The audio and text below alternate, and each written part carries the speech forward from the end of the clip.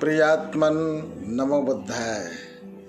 बुद्ध पूर्णिमा में आज महात्मा बुद्ध के विचार श्रवण करते हैं।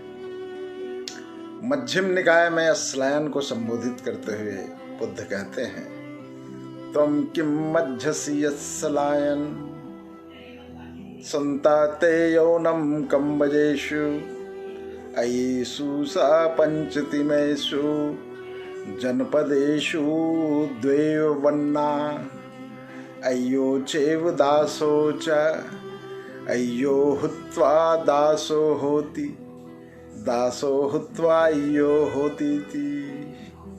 अर्थात हे अश्लायन, तुमने ये सुना है कि कंबोज और यवन जैसे मध्यवर्ती देशों में केवल दो ही वर्ग है, एक दास और दूसरा स्वामी। कोई प्रज्ञा, कोई बुद्धि और कोई बल से संपदा के स्वामी हो जाते हैं और कोई प्रज्ञाहीन बलहीन होकर उस स्वामी के सेवक हो जाते हैं। यह भेद प्राकृतिक है। जिसके शारीरिक बल, जिसके बुद्धि बल प्रखर होंगे, वह इस पृथ्वी के संपदा का भोग करेंगे। तो इस तरह से प्राकृतिक रूप से ये विभाजन रहा है। बाकी अन्य जो विभाजन है वो कृत्रिम है, बनावटी है और देर सवेर इनका विलोपन होना अवश्यंभावी है। कितनी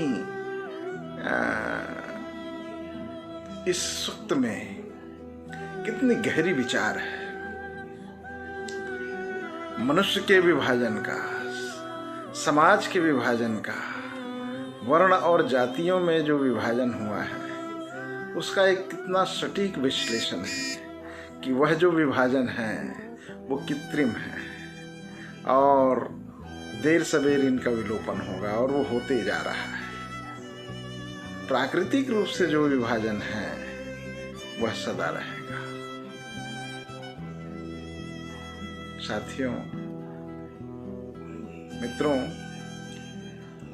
जो कृत्रिम विभाजन है उनके प्रशंसक या उनसे जिनको लाभ हो रहा है वो उसको महिमामय करके उनको कायम रखना चाहते हैं या अनेक तरह से प्रवाद फैला करके उनको कायम रखना चाहते हैं। लेकिन जब जब ज्ञान और अनुभूति आगे होगी, जन जागरण होगा, तो ये कृत्रिम विभाजन विनष्ट हो जाएगा और उनके जगह एक ही प्राकृतिक जो विभाजन है वो रहेगा। लेकिन इस विभेद में भी मानव कल्याण के निमित्त ये जो दास और स्वामी के जो विभाजन रहेगा उसमें भी सत्य, करुणा और प्रेम फैला करके वो दो वर्गों को भी समरस किया जा सकता है और दोनों एक दूसरे के संपूरक भी हों।